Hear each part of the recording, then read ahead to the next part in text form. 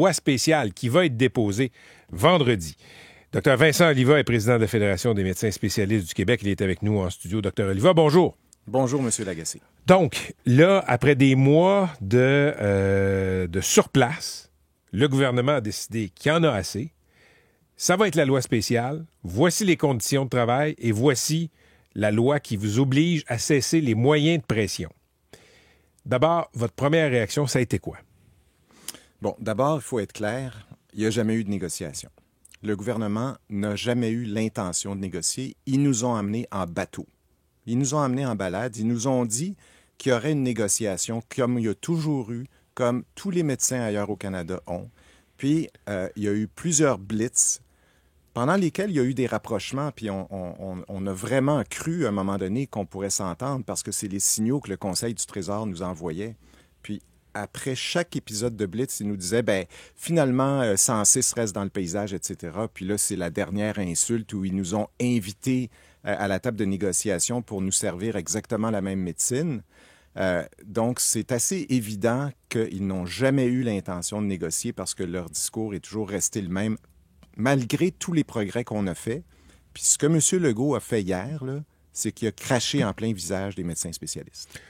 Vous êtes les médecins, je parle des spécialistes et je parle des médecins de famille, vous n'êtes pas des salariés, mais votre principal client, c'est le gouvernement.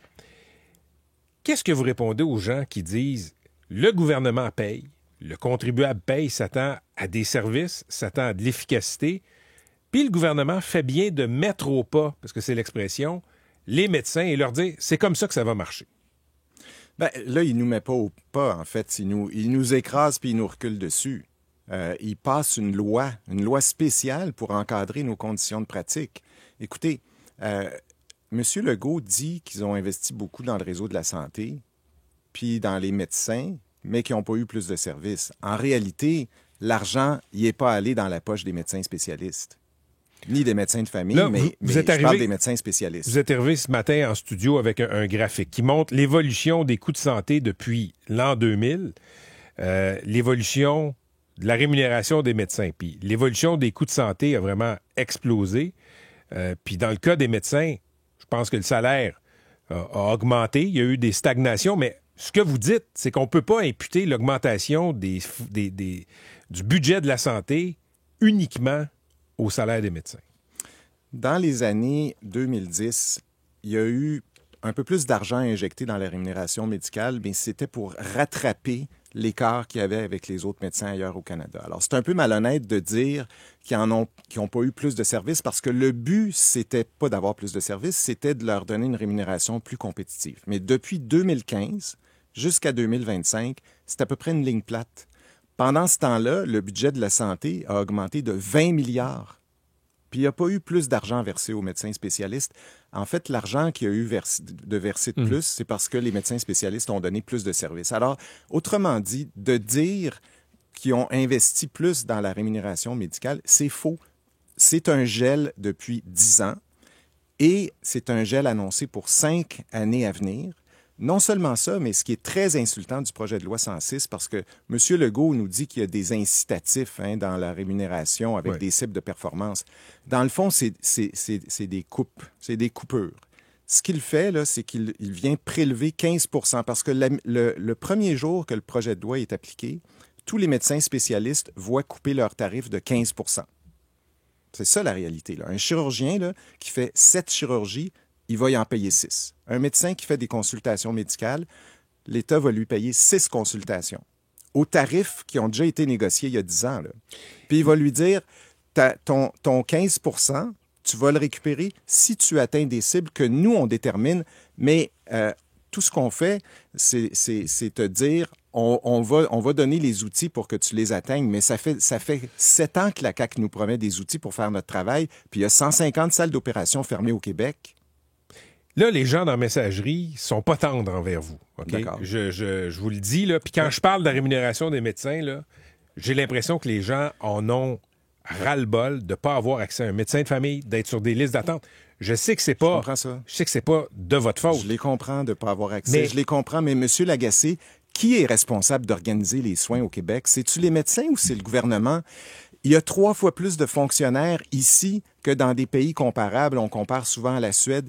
Il y a 3 fois plus de fonctionnaires, deux fois moins de soignants. Ils ont créé Santé Québec, qui est un autre éléphant blanc, puis ils nous disent qu'on est trop payé. Ils peuvent bien dire qu'on est trop payé, mais on essaye de suivre, nous, ce qui se fait ailleurs au Canada. Il y a un marché pour ça. Vous dites qu'il n'y a pas de négo. Je comprends ce que vous voulez dire, parce qu'il y a une négo, mais il y a le projet de loi qui va vous imposer les conditions. Mais les conditions vont être imposées par loi. Il n'y en a pas de négociation. Dans une négo, on en donne et on en gagne. Qu'est-ce que vous avez offert de donner au gouvernement?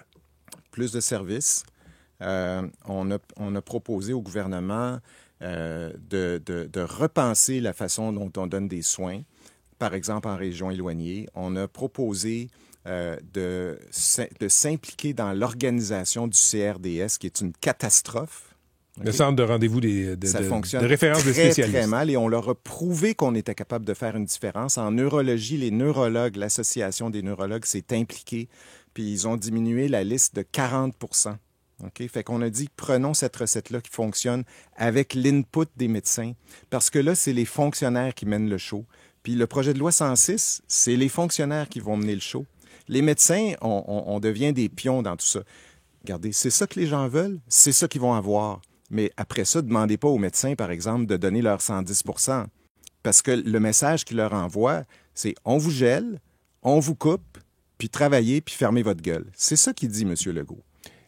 Depuis que vous êtes arrivé en poste, Dr. Oliva, je fais des entrevues avec vous. Vous m'avez toujours paru comme un gars calme, je dirais même un peu plat. Prenez votre gorgée. Aujourd'hui, je ne vous ai jamais vu comme ça. Vous avez du feu dans les yeux. Qu'est-ce qui s'est passé? Ben, écoutez, moi, depuis, quand je suis arrivé en poste, puis à l'époque avec Dr. Legault, Dieu ait son âme, puis on a décidé de tendre la main au gouvernement. On a dit, on va changer l'ancien régime parce que c'était guerrier, c'était un peu syndical comme discours, puis on va tendre la main pour parler avec le gouvernement puis l'aider à organiser le réseau, à construire et essayer d'améliorer les soins parce que les gens ne nous croient peut-être pas quand on dit que les médecins se battent pour donner des soins, mais moi, je le sais parce que ça fait 34 ans.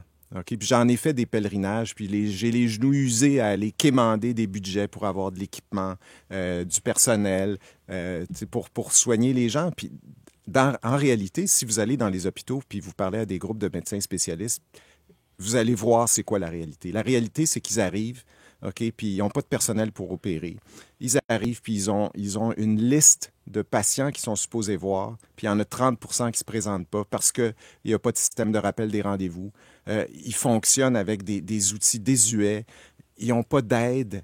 Alors, malgré ça, ils sont là, puis il y a des groupes de médecins, par exemple, en région éloignée, on est allé en Abitibi récemment, on est allé en Outaouais, il y a 2 ou 3 médecins qui se partagent la garde 365 jours par année, sont étirés, sont fatigués, et là, c'est le message qu'on leur envoie. Alors, les gens peuvent bien être tannés de nos gros salaires. Là. Ça, je le comprends. Puis on est bien payé, puis on l'apprécie, ça. Mais c'est pas une raison pour nous cracher au visage de un. Puis ensuite, il y a tout bien même un marché. Je veux dire, il y a d'autres provinces où ils courtisent les médecins, ils les veulent. Alors, regardez, je veux pas paraître hautain ou quoi que ce soit, mais les médecins ils ont quand même une valeur dans la société. Les gens veulent être soignés.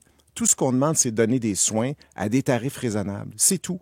Puis actuellement, le système est en déroute, puis je m'excuse, mais c'est pas à cause des médecins spécialistes.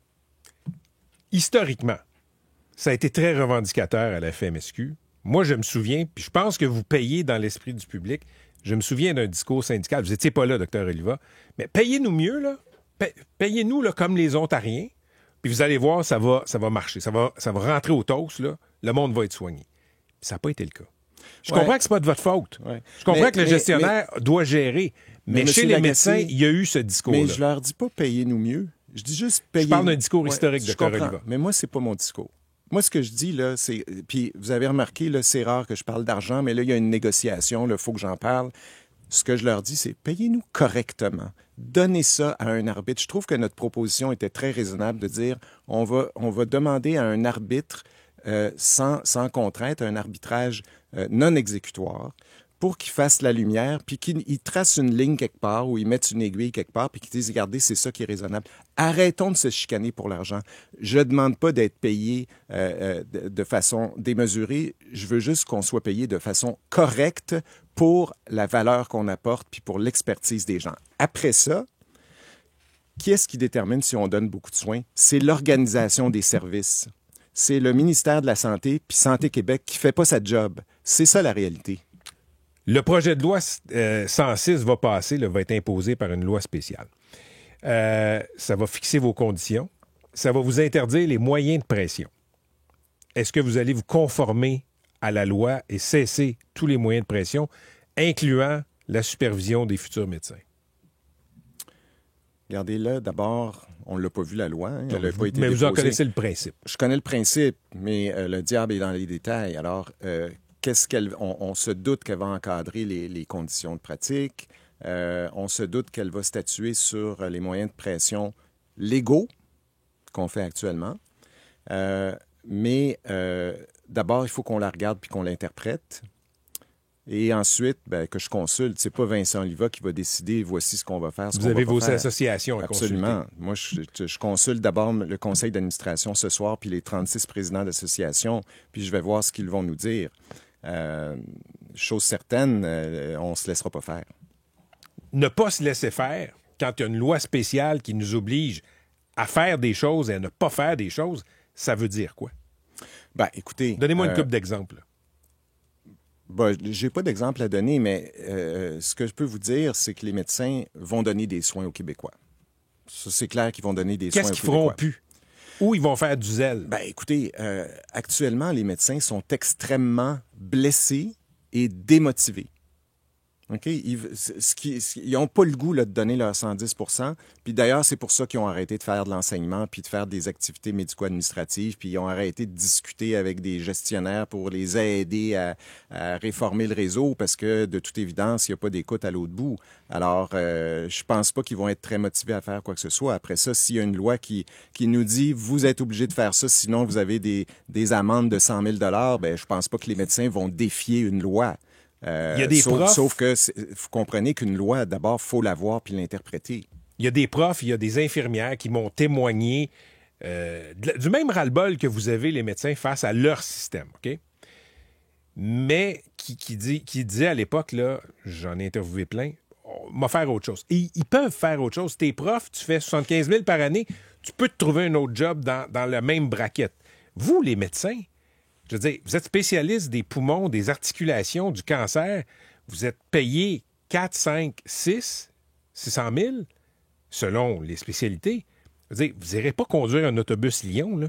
Vous êtes un peu pogné dans votre job. Je comprends que vous êtes démotivé, mais vous ne pouvez pas partir. Puis c'est bien beau, les États-Unis, Dr. Oliva, là.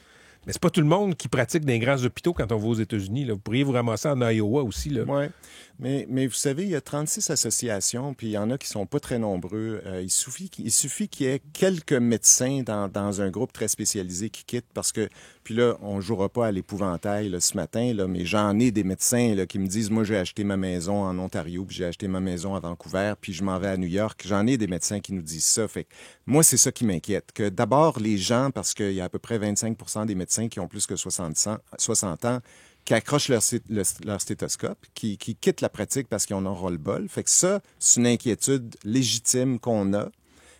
Puis deux, que certains partent. Et puis surtout, avec la loi 83 qui est passée, que les étudiants commencent à regarder d'autres provinces, ça, c'est tous des éléments qui nous inquiètent. Ça, c'est la loi qui interdit aux nouveaux médecins pendant 5 ans de pratiquer ailleurs que dans le public.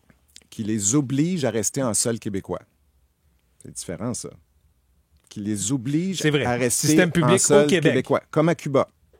Ouais, je comprends, là, mais... Oui, mais c'est ça quand même. Ouais. OK? Vous avez une dette publique parce qu'on a payé vos études, comme si on n'avait pas payé les études des avocats, des ingénieurs, des dentistes, des vétérinaires. Et parce que vous avez une dette publique, vous devez rester au Québec pendant 5 ans. C'est assez socialiste, je m'excuse, là, mais... Christian Dubé, socialiste. Christian Dubé, chose certaine, n'a pas adopté une attitude démocratique. C'est un gouvernement qui ne veut pas négocier et qui ne sait pas négocier. Il s'est imposé. Puis les autres groupes de travailleurs, surveillez-vous parce que ça pourrait vous arriver. Parlez des enseignants, des infirmières, les juges, l'arrêt Jordan, hein, ça va être de leur faute. C'est très dangereux ce qui se passe pour la démocratie en ce moment. Là. C'est très dangereux. On n'a pas fait de grève illégale. Là. On n'a pas arrêté de soigner des patients. Ils sortent l'arme atomique parce qu'ils ne savent pas et ils ne veulent pas négocier de bonne foi des conditions de pratique.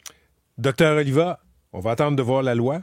Merci d'être venu parler à nos auditeurs là-dessus. On espère que ça va se régler parce que ça commence à se morpionner, comme on dit. Merci beaucoup, Docteur Vincent Oliva, qui est président de la Fédération des médecins spécialistes du Québec, 7h40.